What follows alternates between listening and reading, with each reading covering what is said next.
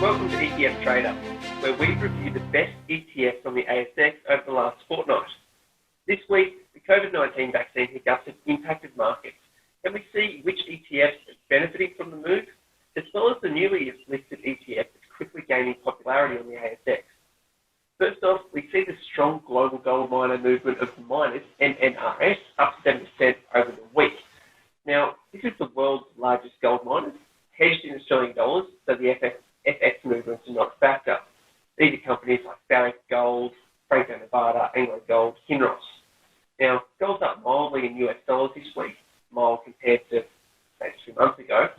Here in Australia, we watch the AU gold miners versus the price of gold in Aussie dollars. That's normally an early indicator for the commodity of gold running, as these miners' balance sheets, the smaller and mid-cap ones that sit on the ASX, smaller mid-caps, their balance sheets are highly leveraged towards the movements in gold prices, so a small move in gold can mean a very large difference to their profitability.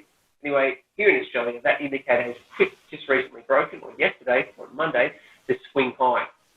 Second place, we have CURE, C-U-R-E, up 6.15%. This is the ETFs, S&P Biotech ETF. So it's a biotech select industry that tracks the performance of US-listed companies that are classified by GIGS in the sub-industry called biotechnology. So it's just a US biotechnology ETF. It's got market cap filters and it's an equal weight ETF. So you don't end up having a huge amount in the most dominant one. It tends to have less volatility when they're more equal weight. Anyway, it's been high growth. These companies have been classified as high growth and running with those on the NASDAQ. As we saw, COVID-19 trials had issues in the US, the UK came back and said they're still proceeding, and Pfizer also informed the market that a viable vaccine should be towards the end of the year. Now, CURE has slightly recovered from that loss, but it's riding two roller coasters here. It's riding the COVID-19 one with the trials and vaccines coming out, plus also the NASDAQ high growth roller coaster. So we're seeing two impacts, and partly the reason this one has sprung back more than what the NASDAQ had. Now, number 3 is VANECK Gold Miners ETF, 5.7%. Now, this follows the ACRA Gold Miners Index on the New York Stock Exchange. It's really a modified index, but it's market capitalisation weighted, so opposite to equal weight, and provides exposure to the publicly traded worldwide ones that's primarily gold mining, representing a blend of small, mid, and large cap stocks.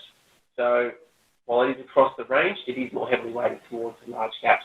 Again, the gold movement, we've looked at that already. Number 4, we've got a recent listing to the ASX, only a couple of months, but it's quickly gaining popularity. SNAS is a ticker. Remember that it's short NASDAQ. This is run by ETFs, so it's the ultra-short NASDAQ 100 hedge fund.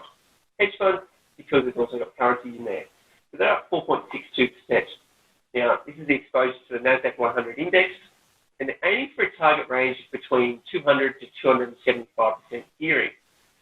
Now, over a short interval of time, that means that every 1% movement that the index has, short NASDAQ is expected to return about 2 to 2.75%. So a 1% drop in the NASDAQ would see this up between 2 to 2.75%, or a 10% drop in the NASDAQ would see 20 to 27.5% in SNAS. So it does depend on things about how much exposure the fund manager has at the time, but importantly, it is currency hedged. So while we may see the market tank, and that could have an impact on the Aussie, as it's seen as a risk on or a risk off, it's very much a profit for that.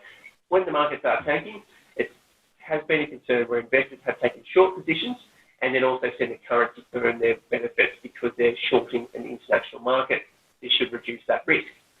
Anyway, the other two that round out are Betashares, Australian Strong Bear, up 4.4%. As the name suggests, it's a strong bearish exposure to the Aussie on SPY futures to SPY 200 contract, the futures contract, and about the same. It makes about twice as much as the index. So a 1% drop on the Aussie on the futures should see this go up about 2%. And the last one is BBUS, Betashares US Strong Bear Fund. Similar thing, except the S&P 500 index, again, it's about twofold. So a 1% drop in the underlying index, or the S&P 500, should see this one go up about 2%. Thanks for joining us, and we'll bring the leading ETFs on the ASX to you again next week.